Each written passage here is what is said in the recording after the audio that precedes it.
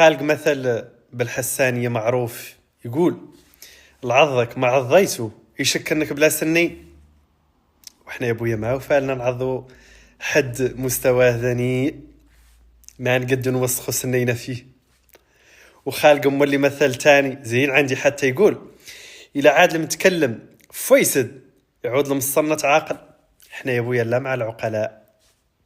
التربية ما تنشر ولا تنعطى.